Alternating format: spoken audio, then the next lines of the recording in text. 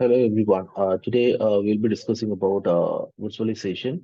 So, what do you mean by virtual? So, we'll be discussing about what do you mean by virtualizations and what actually the virtualization does and how it plays a major role in cloud computing and what is the difference between the physical machines and virtual machines. So, those are all some points that we'll be discussing in this session. So, I'll be giving you the clear-cut idea about what exactly the virtualization does, so how it works. So let's go into the presentation. So first, we will go for a virtualization in cloud computing. So what actually the definition says about the virtualization is, so normally the virtualization refers to the creation of virtual resources.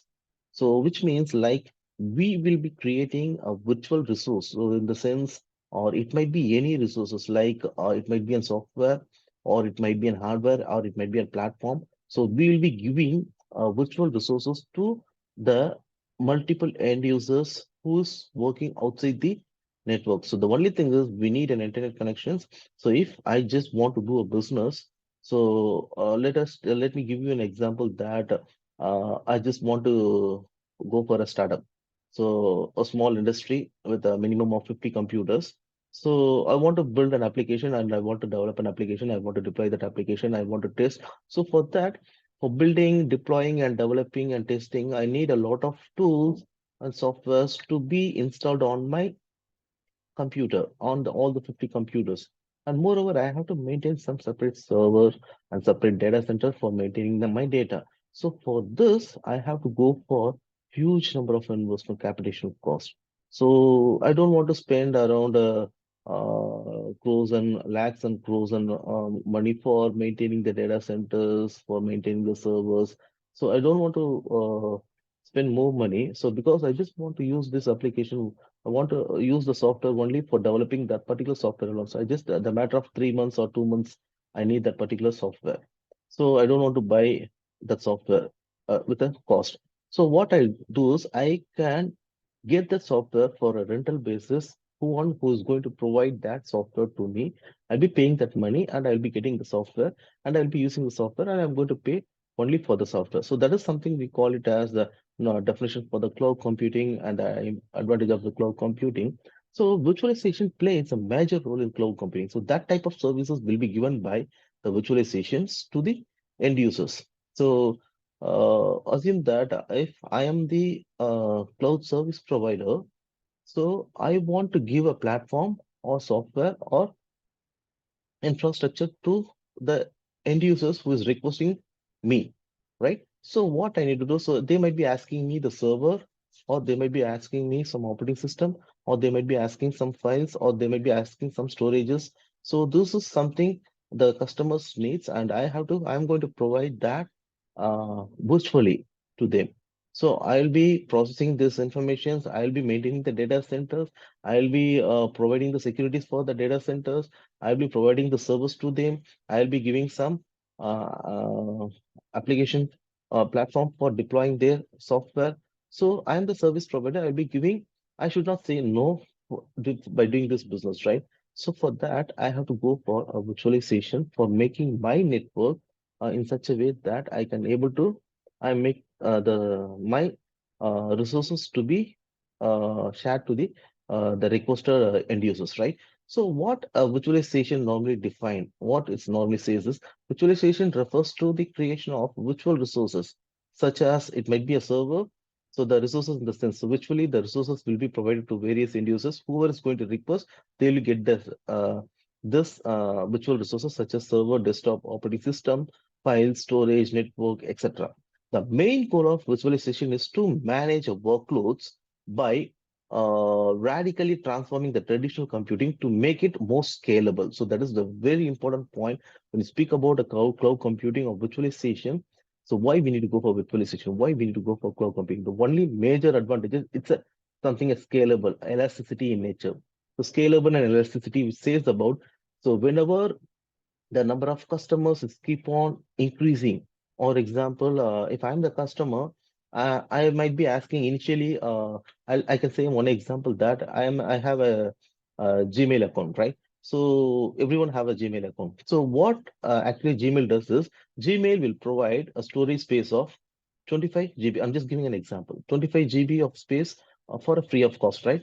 So, but if I want to extend that data space, storage space to 25 GB to 1 TB, I have to pay money for a monthly basis, right? So I have to pay rent for a monthly basis. So, and if I want to extend that 1 TB to 2 TB, that is possible.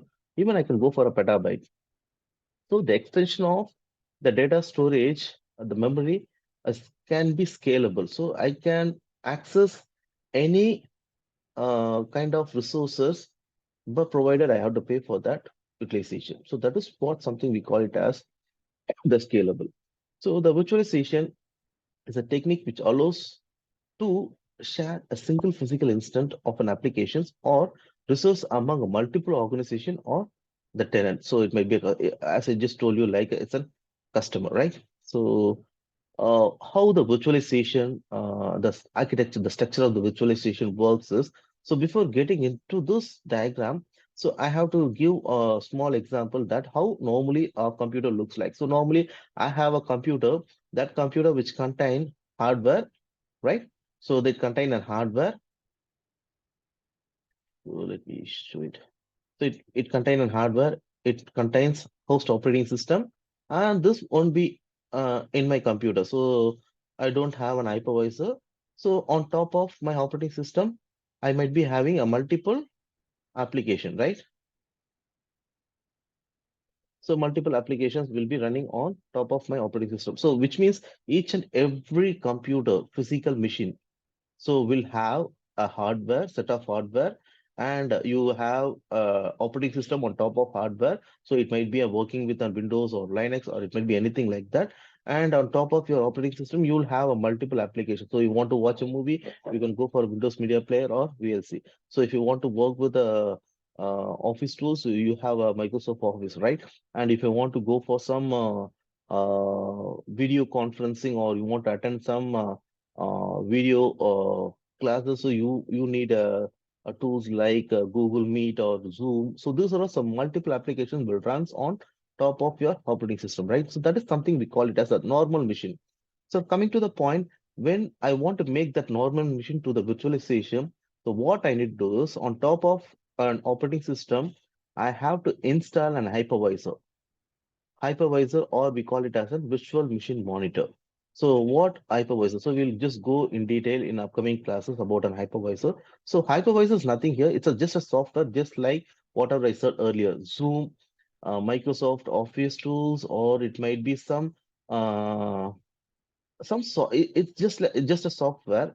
So what we do is we will be installing this hypervisor on top of an operating system, and inside that hypervisor we will be installing a multiple operating system. Either it might be Windows or Linux or Ubuntu. You can create a multiple virtual machine on top of virtualization, sorry, hypervisor.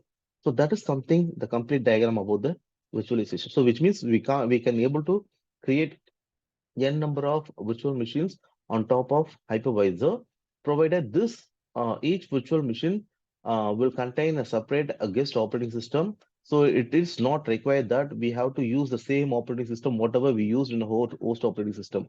Then the purpose is not something, which means like I just want have an application, I just want to run that application on Ubuntu. Currently, my operating system is working on Windows.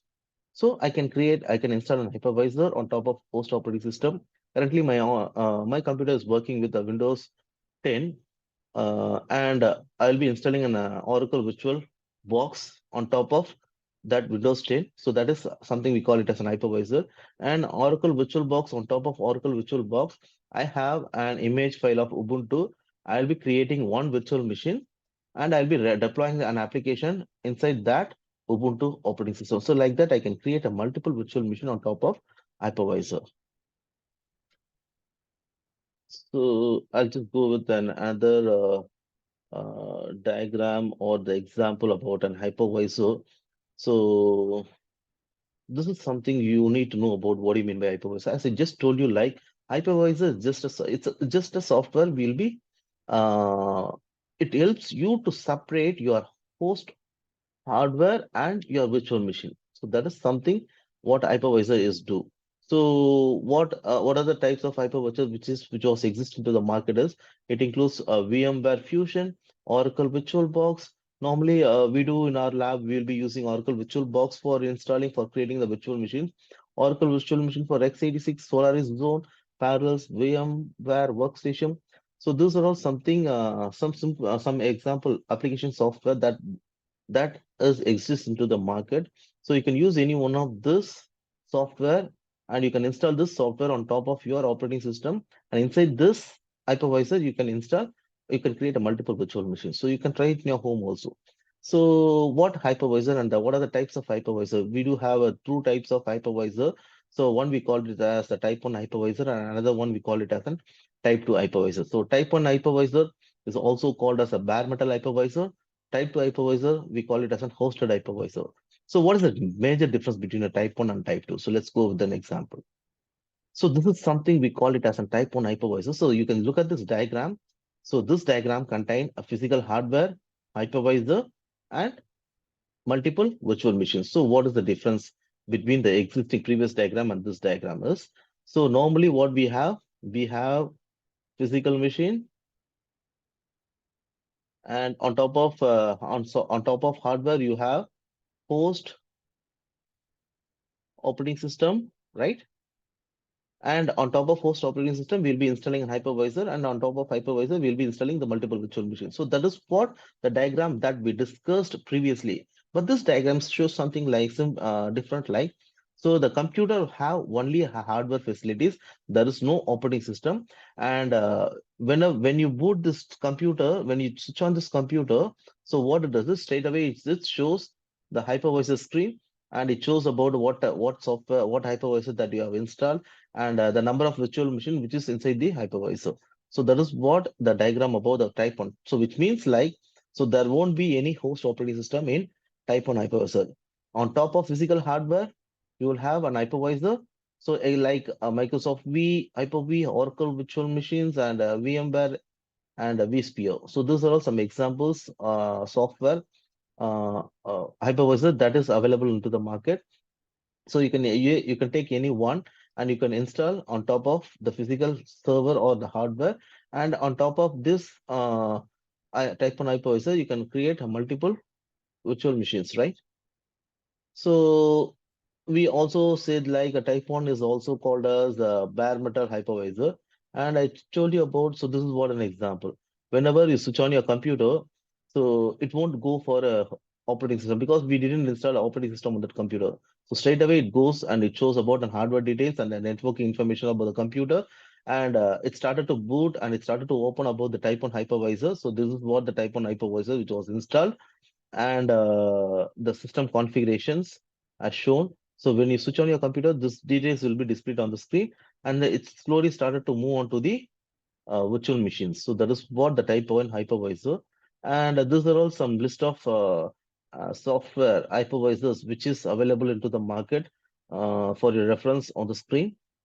And what do you mean by type 2 hypervisor? No, normally we go for a type 2 hypervisor. So which means like my computer contain a host operating system followed by, sorry, hardware, that is a physical machine, followed by working with a Windows 10. And on top of which Windows 10, I am going to install, it has a multiple application. So along with that, I'm going to install one hypervisor. So that is something we call it. I'm going to install a type 2 hypervisor on top of Windows, and I'll be creating multiple virtual machines. So this is what the diagram looks like for a type 2 hypervisor. So let's go with the diagram. So this is what the diagram. So hardware, on top of hardware, so my computer, if my computer is working with a Mac operating system, so the Mac operating system, that is something host hard operating system. And on top of host operating system, I have multiple applications in my a laptop like WPS software for text editing, and I have a page, and I have notebooks, and I have some files for media players, and I have some image editing tools. I have a Photoshop, and I have multiple applications. Along with that, I have installed a Type 2 hypervisor. So one Type 2 hypervisor I have installed on my computer is Oracle VirtualBox. So and on top of Oracle VirtualBox, I have created a three different virtual machines on my computer. So one machine is working with an Windows 10, and another machine is working with Windows 7, and another machine is working with an Ubuntu. So whenever I just want to run some applications or deploy some applications on Ubuntu, I can go to the virtual machines and I can run that application. So this is what the overall information is about, what a virtualization and what are the types of hypervisor which is available into the market, and how actually the virtual machines was created in your physical computer. So I hope, guys, you have understood. If you have any queries, you can post your comment on the comment box. Thank you.